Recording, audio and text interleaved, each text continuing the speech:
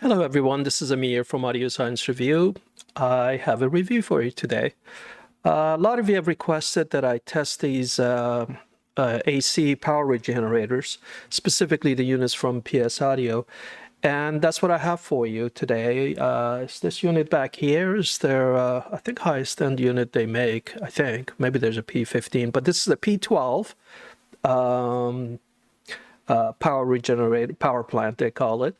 And a member kindly sent it to me. It's pretty expensive. Let me show you the review on site. The cost is about $5,500. I don't know if they charge shipping on top of that. So not for faint of heart as far as expenses are concerned. I'm sure many of you have audio systems that cost less than this, and here you have this box. As the name indicates, the job of this machine is to take AC input and generate AC again, with the idea that the AC that it generates is much cleaner than what comes out of your wall. If you look at the back of the unit, it has this incoming AC plug that you plug into, and then you have outlets for both low current and high current output.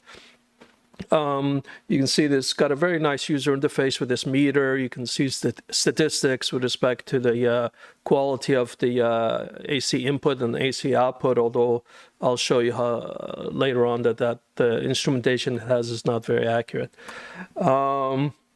It doesn't have doesn't make any noise at low current, but if you look underneath, there are two giant fans in here. Imagine if you try to hook up a power amplifier or something to it, it will start wailing pretty loud. Well, I shouldn't say pretty loud. I didn't hear them. Come on. So, but with two fans, I suspect won't be that quiet. So if the fans do come on, you're trading AC noise for fan noise. The unit almost tore a hole in my finger. I was putting it on the side, as you can see for this picture, and when I went to put it down, as I was supporting it to let it sort of slide horizontally, my finger caught where I've written extremely sharp. This sheet metal just goes to a point and it's razor sharp. And there's another one on top here. It's basically a machining mistake. These 2 points should have been connected, so there is no point that ends. On top of it, potentially cutting your finger, that point also has no support. This is just hanging in the breeze, so you can snag on things and just bend and mess that up, although I'm sure you could bend it back. But for $5,400, I would expect to not see mistakes like this. It's a very simple machining mistake. You just never leave unsupported piece of thin sheet metal hanging out here. But other than that, going back to the unit, it's a very, very nice looking industrial design. The top of it, I don't know if you can see, it's sort of a black acrylic material. It's quite heavy. I think it's 47 pounds, 24.56 kilograms. And the reason it's so heavy is that this is basically a monoblock. It's almost like a 700 or 800 watt single channel power amplifier. That's all it is. It takes AC input, converts it to DC, and then it feeds a power amplifier. And that power amplifier is fed, instead of audio signal, normal music, it's fed with the 60 hertz or whatever you set the frequency to, and it amplifies that frequency and generates a sine wave. You put sine wave in, you get sine wave out. So if you had a almost 1,000 watt amplifier, you could have your own AC generator, if you will. This is a little bit more custom designed with protection circuits and everything designed for this application. But at the end of the day, that's all it is. It's a power amplifier sitting in front of your audio equipment. And but being an amplifier, you can have feedback and you can control distortion and noise and be cleaner than what the incoming AC looks like. I've quoted the reviews in here. It's always, and the product specs, it's always fun to see what the manufacturer talks about. It says that it has perfect sine wave. I don't know. Hopefully they're talking generically, because there is no such thing as perfect anything. Even the state-of-the-art audio equipment won't be perfect.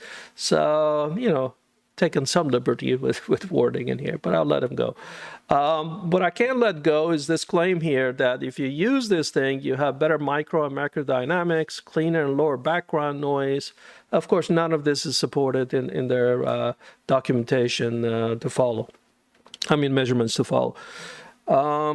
As you look at these measurements, I have different terminology I use. Raw AC means the AC that I have sitting here that I use for powering my computer, powering my analyzer, and whenever I test something, it also gets plugged into that outlet. So from that point of view, it's the AC that you would have. Of course, everybody's AC will be different levels of noise, but as you'll see, mine has fair amount of distortion and noise to allow this device to produce the effect that it says it does.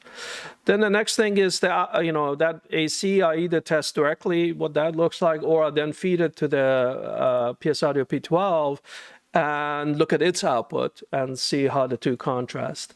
So those are two pieces. Now, to really analyze what this device can or cannot do, I also took a couple of audio power supplies, one switching, one linear, and I plugged them either to the raw AC mains or to output of PS Audio to see if the power supply output becomes cleaner.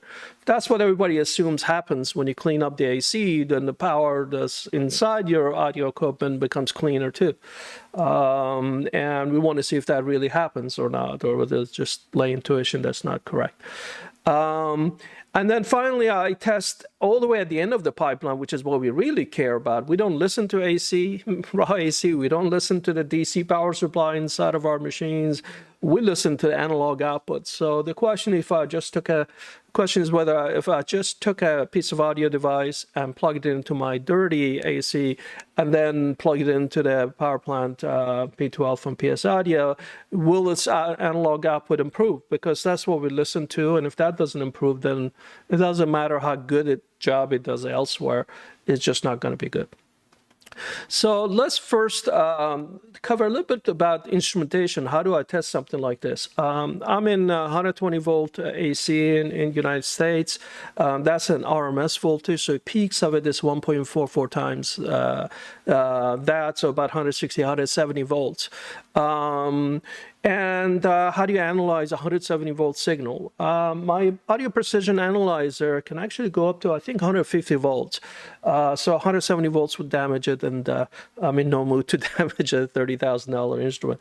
So instead of just testing it directly, I have what's called a differential probe.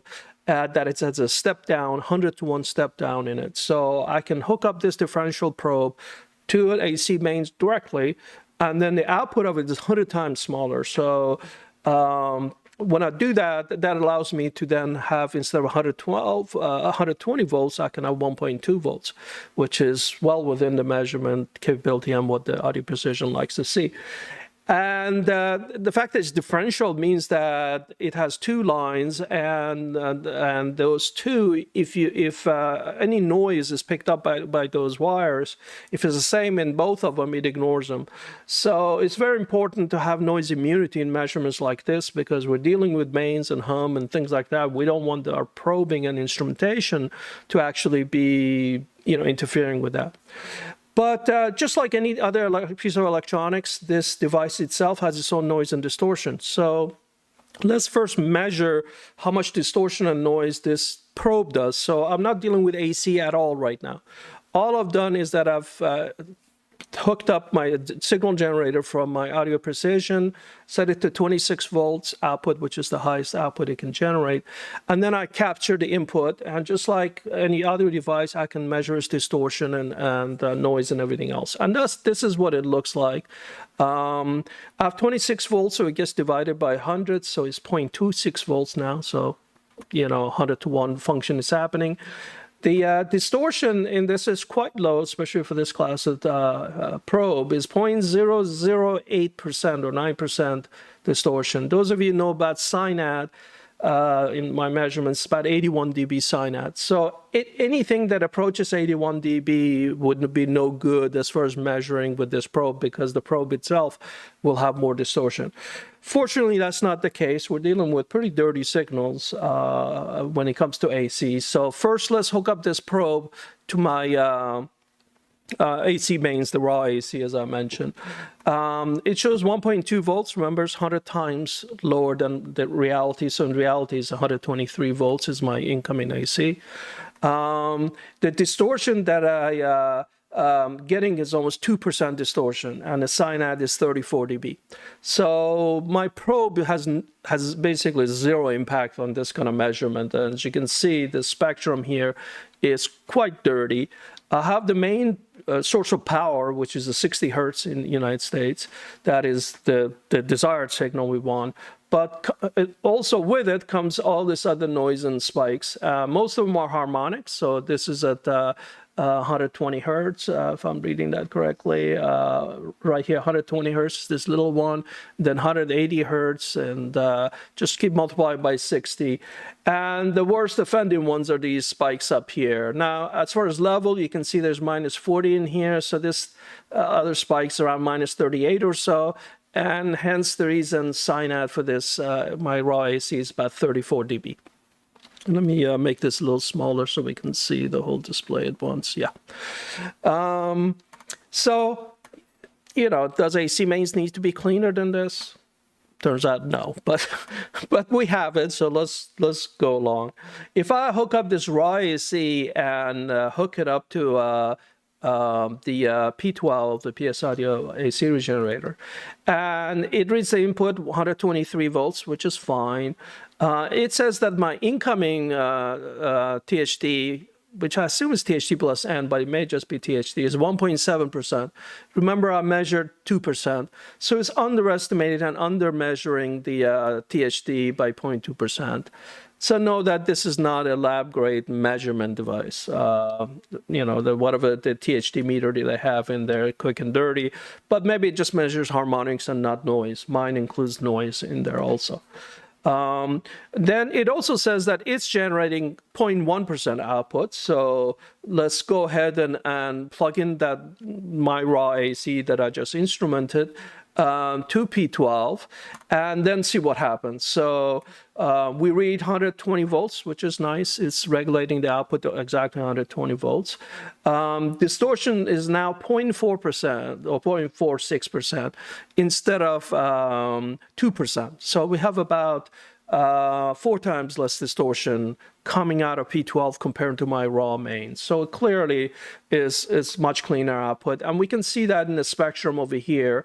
The highest peak is now at minus 52 dB. I remember before was like minus 38 or something. So quite a bit cleaner. It knocked down, but it is still generating quite a bit of noise in here. And speaking of noise, which I'll come back to, if you look at the bottom in here, this noise is actually higher than my incoming AC, so which is very strange. So this device is actually rather noisy. You know, everybody buys this with the impression that it's got lower noise. But turns out that low frequencies is noisier than my raw AC without using it. So we'll come back to that.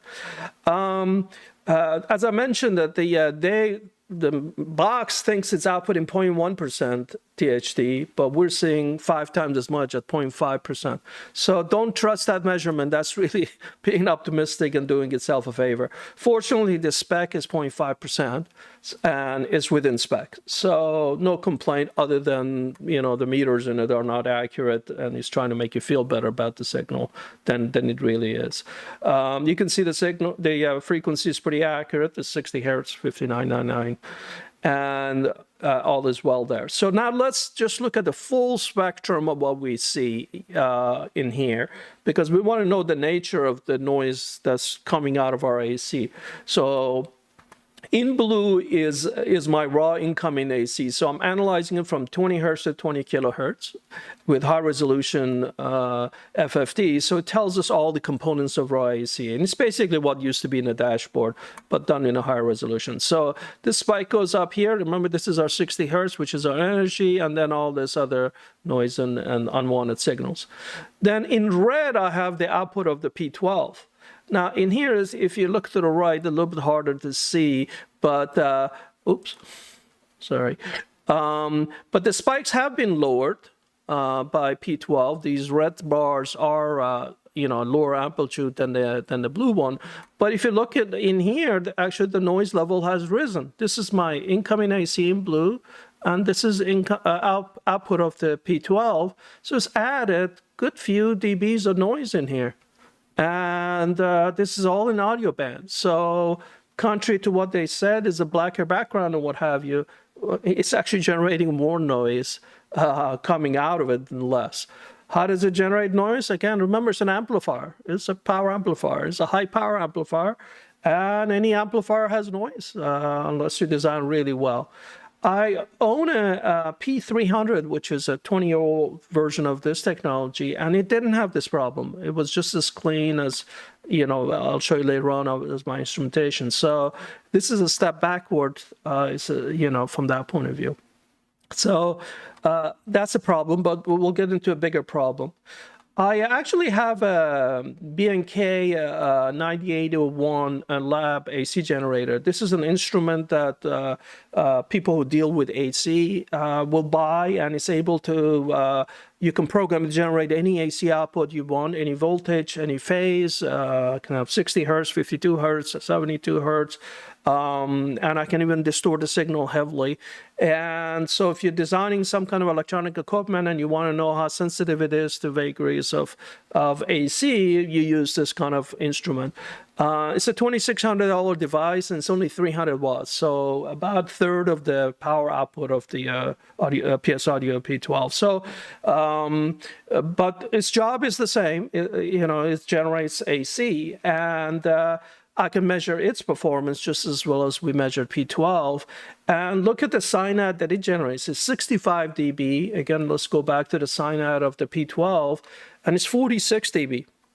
So it is generating a far, far cleaner output. And indeed, you can see that now the worst case offender out of my lab generator is minus 70 dB from our main 60 hertz. So it's a far, far cleaner signal than this box is generating. Now, if the P12 was, I don't know, $1,000 device would be one thing, but if you're going to charge almost $6,000 for it, it better be as good as a lab instrument. Otherwise, why are you buying this box? Go buy my lab generator. It's half the price, so $2,600 almost, and it is far cleaner than a P12. So if you're main use of these boxes is to hook them up to your DAC or preamp or turntable and what have you, you're much better off going to people who actually are in the business of making clean AC, and BK Precision is one of them. Not that many companies actually make these products, but there are 3 or 4 brands out there. And anyway, as I said earlier, I was surprised that the quality of the output, AC output, is not very good in this audio, PS Audio. Their previous devices I thought were almost as good as my BK Precision 9801. So that's a disappointment. So right here, we could just draw the line and say, PS Audio, you told us you built a great AC regenerator, and you didn't do that. You just got a okay. It's halfway between raw AC and my lab generator. And for this kind of money, you better give me the same pristine low distortion signal. So that's disappointing from that point of view. So even if you buy into this thing, you haven't gotten what you should have gotten. Let's compare the spectrum of the two. Again, this is my lab generator compared to the P12. Look at where the noise floor is in my lab generator. It's just a stunning amount of difference, with red being the P12. It's just night and day cleaner. It just doesn't make sense that it's the performance of P12 is so poor. I think they take advantage of the fact that nobody ever does this kind of competitive analysis of these products. And so, nobody pays attention to it. And I don't even know if they're measuring it this as well as I am measuring it. And by the way, if there are dedicated devices that measure and characterize power line devices, and somebody actually suggested in the thread that I should have used that. You should not use it for this kind of analysis. The audio precision analyzer that I have in the audio band has incredible dynamic range and low noise and what have you, and that's why it's able to resolve the noise floor of my AC generator with no trouble. If you use a line AC mains analysis tools, those have very poor performance compared to what I have. So maybe that's what PS Audio is relying on, using it and not using state-of-the-art equipment with the proper technique to find out that they're actually adding noise to the AC mains rather than reducing it. So anyway, as an AC generator, is it a fail? Yeah, at this price, is a fail. It's just nothing to hang your hat on. There are two modes of operation in there. One of them is called low distortion. The other one is called high regulation. High regulation being that it makes sure the output is always at 120 or whatever you set it to. I think it's programmable. And then the other mode is the lowest distortion at the expense of letting regulation go up and down. And I tested the two, and you can see them over here. I am not detecting any difference in there. It's possible if you load it way down, the output may sag in one mode versus the other. I don't know. But from a point of view of impacting my instrumentation, it makes no difference. And I use the default mode, which is the high regulation mode. But again, notice that it's the same from point of view of instrumentation that I've been showing you. So this is showing all three of them now on top of each other. So we can see that at low frequencies, the red is the PS audio, and it's actually worst of three, which is the raw AC, and the last one is the lab generator. But at higher frequencies, then my raw AC is the worst. You can see the blue peaks in here, and the red is the P12. So it definitely is better, but again, it doesn't have uniform reduction in noise. So when I've been posting these power measurements for myriad of other devices that I've tested, people always come back and say, well, maybe the output of the power supply got cleaner. How do you know it didn't get cleaner? Or maybe if you had a different piece of audio equipment, it would have made it cleaner and what have you. So this time I decided to address that, which is I took two external power supplies. One was a little switching power supply, a little small one that came with a DAC and headphone amp for topping the X3 Pro. Excuse me. And it's a switching power supply, means universal input, and it's very compact and high efficiency, and many audio devices use switching power supplies. And so let's look at the output of it. So the output of it is nominally DC, meaning there is nothing else but a pure line. But in reality, everything has noise and other spurious unwanted signals in it. So let's go ahead and again, in the audio band, which is what we care about, see what comes out of that power supply. We see that it's got a little bit of a mains hum at 60 hertz in here, which is expected. And then the worst thing, though, is this one spike in here around 1 point some kilohertz, between 1 and 2 kilohertz. I don't know where that comes from in this power supply. Hard to know what runs at that frequency. But whatever it is 65 decibels below zero, below the DC level. So it's already very, very weak signal, but it does stand out. And maybe somebody will claim that's from the AC input. So let's plug in, this, by the way, is from my raw AC when I'm just plugging into a wall directly. Then I take the same power supply, and now I run the AC through the PS Audio P12 AC regenerator, and then compare the two. And as you can see, the red and the blue graphs land right on top of each other. If anything, looks like the red is actually a little bit worse in here. But otherwise, all this nastiness, if you want to call it that, they all remain. Cleaning the input didn't have any improvement on the output. Why? Because this stuff was generated by the power supply itself after AC, not before. So what it generates itself, obviously the incoming signal can't impact. And so in the case of this switching power supply, there's no improvement at all with AC regenerator on this thing. The second test I did was a linear power supply. That's probably a lot more common than a switching power supply in audio gear. So for that, I don't know. Yeah, I have it. I use this power supply that comes with my Grass headphone measurement system. This is a $15,000 measurement system that I use to measure headphones.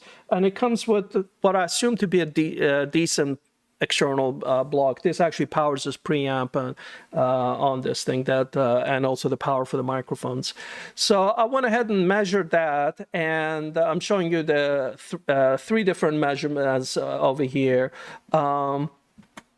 If we look in here, you see that it has a 120 hertz spike over here, which is the worst offending output from it. Then there are some more multiples of that. The reason we get a 120 hertz spike is that a linear power supply, or basically any power supply that generates DC, first takes the sine wave that goes up and down, both positive and negative. First, it flips the negative to the positive. So now you have positive humps rather than positive and negative in a sine wave. The moment you do that, you basically double the frequency of that sine wave. So a lot of times in my measurements, you'll see a 120 hertz spike. That's basically the rectifiers inside the power supply that are doing that conversion from positive and negative to all positives. So we see that it has that, and this is normal, and you're just going to get that spike in there. And then you also get at the higher harmonics of that on this thing. So we go ahead and compare what happens when we run it through either the P12, the PS Audio, or also my lab generator, the B&K 9801. We see that there's, first of all, no difference between all three at high level. If you step back, everything's the same. These spikes are there, just the same. Why are they there? Again, the spikes are generated in the power supply with its own function, so you can't fix it by filtering things on the input. It wasn't something that went from input to output. It's a nature of that power supply to generate that. So, you know, you're going to get that, and indeed we do. But an interesting thing happened. Both my lab generator and the P12 generated a new spike at 60 hertz. 60 hertz is the mains frequency where I live, and so this is basically a ground loop. Anytime you introduce more power supply sources and you mess around with AC that's getting routed from one place to the other, you risk changing the differential, changing the residual ground voltage, and you cause ground currents to run, and you can get spike. So a lot of people think I can get this AC regenerator and somehow create some kind of floating AC by magic that fixes ground loop. It's the opposite, actually. If you could get unlucky and have ground loop that you didn't have before. So don't assume when you plug this thing in, your noise level actually went down. Besides the other noise issues I showed you, it may actually create noise of its own. Or if you may get lucky, and if you have a ground loop and somehow it vanishes because of just, you know, a bunch of just a weak architecture of audio, is that every device has its own ground reference, and maybe you get lucky and they counteract each other. But it's fascinating in here that, you know, what you envision to be that always a goodness coming out of a series generator, it is not always goodness. All else being equal, you want to have least number of power supplies in your system. Don't go keep adding doodads, have their own power supply. The moment they have their own power supply, you're making your life more complicated on this thing. So we've now gone from raw AC. We measured that, quantified that this device is a mixed bag, not a great device per se, but, you know, it did reduce distortion. We then walked our down a pipeline into the audio device and examined the power supply. And by the way, none of these are seen in the output of our audio equipment because all of it gets filtered again to get us high performance output. But we're going to test for that. So I assume that if you're going to go spend $6,000 on a power tweak, you also have great audio equipment. Because if you don't have great audio equipment, you should go spend your money on great audio equipment. And one of the reviews actually talks about, that's posted on PS Audio side, is a headphone amplifier. So I said, well, okay, I'll use a headphone amplifier. So I have a Topping A90 headphone amplifier. It's a state-of-the-art headphone amplifier as far as measured performance. Measured it with my raw AC again, but nothing going through any power regen. And we see it's got a little bit of mains hum here, but it's at minus 140 dB, which is incredibly low. And then we see the distortions are all also at minus 140 dB. Remember, minus 115 is a threshold of hearing. We cannot perceive anything lower than 115 no matter what. So these things are 25 dB below that. So these spikes are just utterly inaudible. And this performance is superb. You can see a number of zeros in here, and THD plus N, and a SINAD of 120 dB. So let's go ahead and oops, I have a typo in here. I wrote P15. It should say P12. So we now go ahead and run this, the A90 again, same test, but now powered through PS Audio P12. And we see the distortions are where they are, but look at this little ground loop, got worse in here. And that's what I showed earlier, that you can make a ground loop worse. But again, it is extremely low, so it's not creating an audible problem. But technically, it degraded performance just a little bit. By the way, our hearing threshold is very high at low frequencies, so it needs to be way up here before we hear ground loops. In the past, people have complained, whenever I do one of these tests, somebody says, you should have tested this, you should have tested that. And one of the common retorts is that, oh, you tested just one frequency, which is true in this case. It's only 1 kilohertz. So I ran a secondary test where I sweep from 20 hertz to 20 kilohertz and measure harmonics and noise. But importantly, the measurement bandwidth is 90 kilohertz, or more than 4 times the audible bandwidth. That way I can capture the harmonics of 20 kilohertz if they exist. And when I was measuring this, I was surprised that I expected to see no difference between the power generated by the PS Audio P12 and raw AC. Turns out raw AC was actually cleaner across all of them. I was like, whoa, besides the mains noise, which got a little bit worse in here, something else has happened. What's going on? So I went ahead and looked at the spectrum of 1 kilohertz coming out of A90 when it's powered by either raw AC or powered by PS Audio P12. And if you look in here, there's a spike in here around 67 kilohertz, 68 kilohertz that's coming out of the A90, and that spike has gotten 2 or 3 dB worse when you were powered by PS Audio. I don't know why it got worse, and I suspect this frequency is the switching frequency of some regulator used in A90. It's at 68 kilohertz and 120 dB down, so it's certainly not an audible concern, but certainly a measurable thing.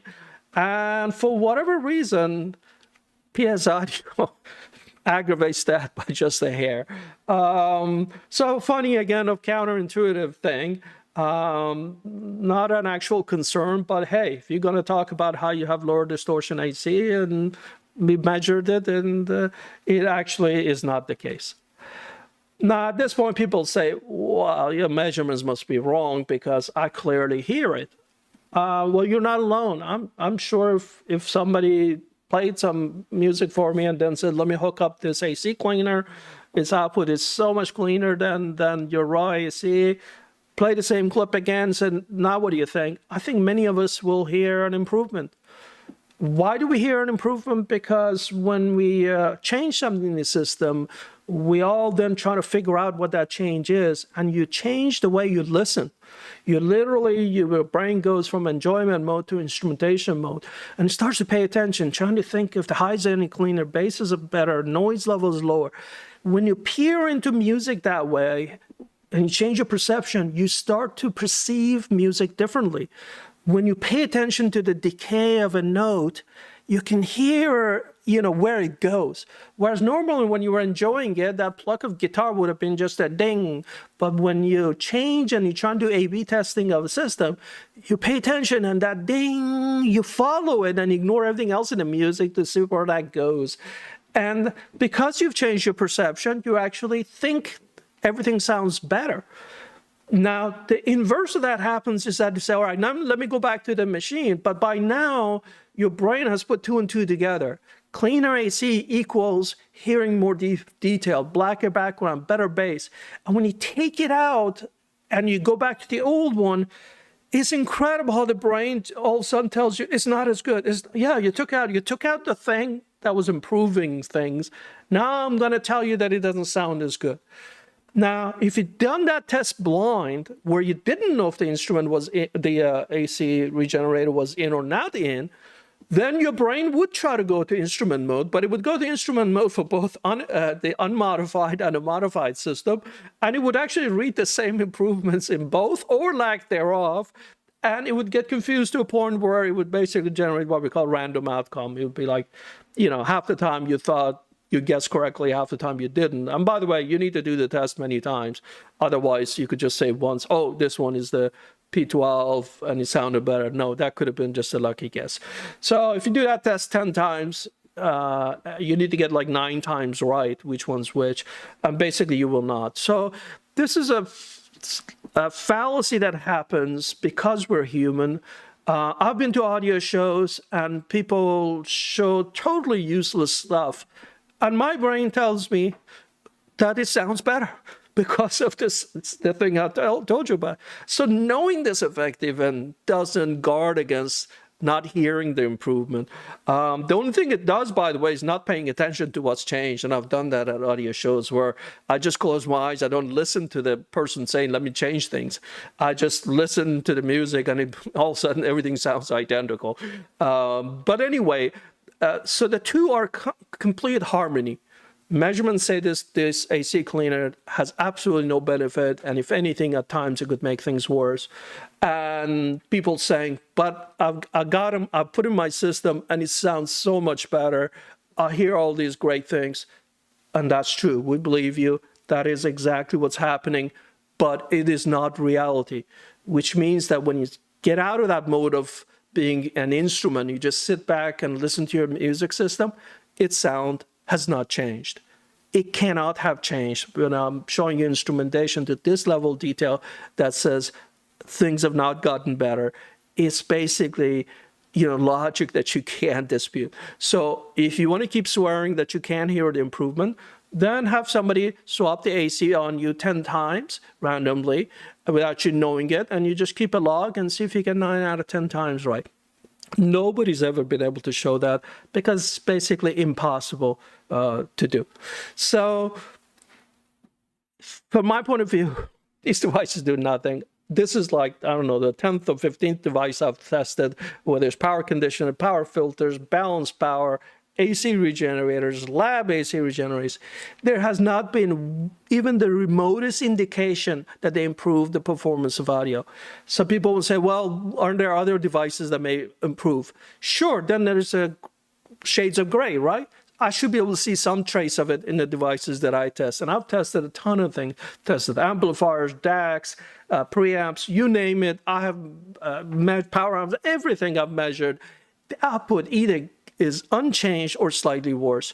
So, given this preponderance of evidence, please don't spend money on these things. Remember that the manufacturer doesn't provide a single test case of either proper listening tests or measurements that indicates these devices do any good.